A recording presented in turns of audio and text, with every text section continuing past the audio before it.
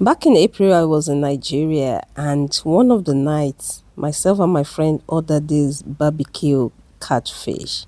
And ever since then, I had not stopped thinking about it. The only problem is, if I was going to enjoy the same thing that we enjoyed that night, I have to recreate it myself. One of the problems again is that there are no big catfishes where I live. But if you know me, when I want to cook something, I am going to make it. I'm just going to find my way around it. Hello everyone, welcome back to my kitchen. It's your girl Yinka, and I will be showing you how I recreated or prepared this delicious barbecue fish. Let's get started.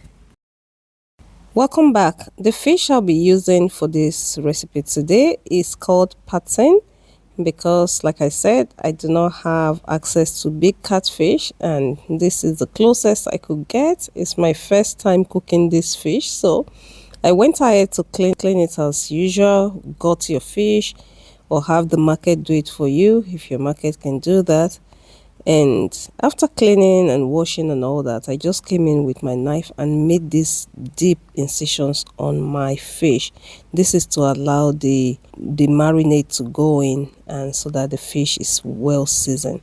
So in the bowl, I mixed my dry rub, and this contains some black pepper, white pepper, ginger powder, some seasoning cube, some onion powder. Just mix everything together, or you can use whatever seasoning that you like or whatever mix that you like.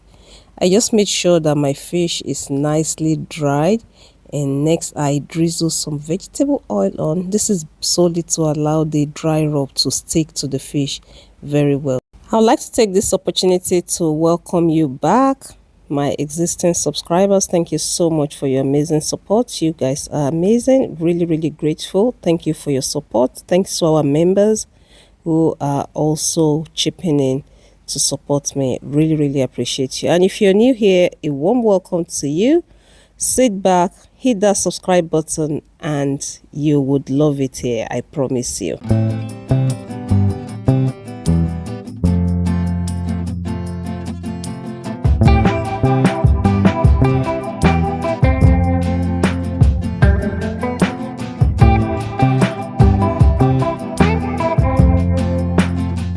I made sure to apply the dry rub all over the fish, both inside and outside, just to make sure that all those seasoning and the flavor goes or penetrates the fish. Next, I went ahead to wrap my fish in tin foil, and I'm going to allow that to rest in the fridge for at least 30 minutes. If you're wondering why I'm using two tin foil, okay, the inner one is the non-stick foil and the outer one is the regular one. And as you know, the non-stick foil are a bit more pricier, so I decided to just use a bit of that for the part that make contact with the fish. You know what I'm trying to do, so that it just doesn't stick. Okay, you don't have to, but this is me.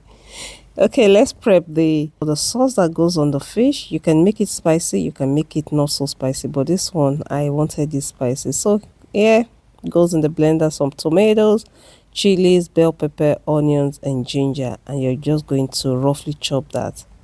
And now we're going to go ahead to fry that pepper, because that pepper itself is going on the fish, and we're going to make it as tasty as possible.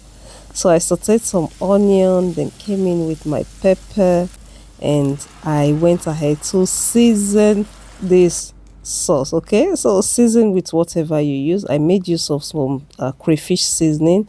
I made use of some salt, I made use of some curry and thyme. So do whatever seasoning that you like, okay? You know me, I love to give a lot of leeway in the kitchen. I don't want to say you have to do it exactly how I've done mine.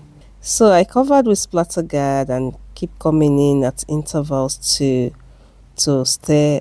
After about half an hour, I placed my fish in the preheated oven, and I'm going to be grilling this for about 15 minutes first. So after 15 minutes of grilling, I'm going to bring it out of the oven, and then we're going to be applying this delicious fried stew or sauce on the fish. So you can imagine how delicious this fish is going to be.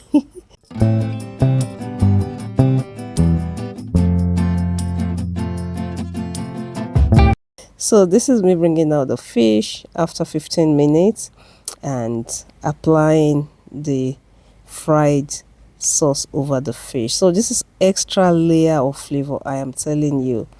No wonder the fish was so delicious, and I wasn't going to cut corner because I really wanted to achieve exactly what they did.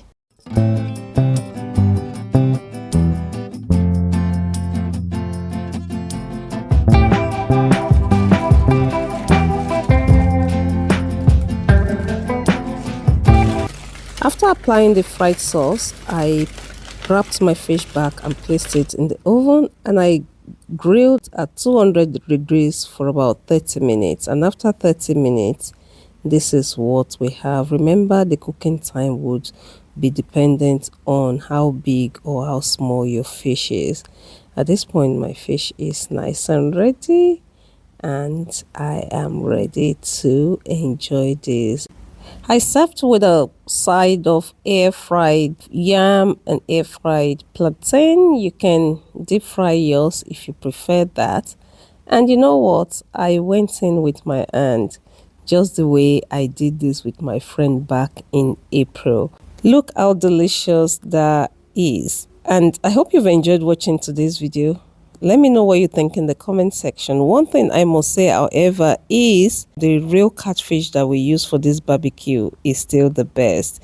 This was good, you know, it filled in the gap, but if there's catfish, for sure I'll be using catfish instead. Please remember to like and comment, and I'll see you in the next one.